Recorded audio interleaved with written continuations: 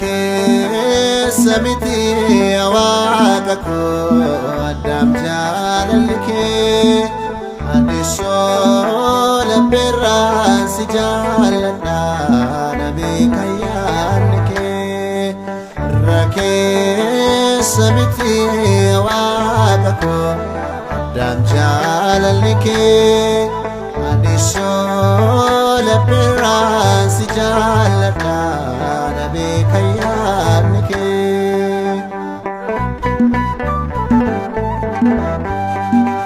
si waaqessuu firiiree natti dhufee duuti jireenya keettan ce'aa silayyuu halkan keeti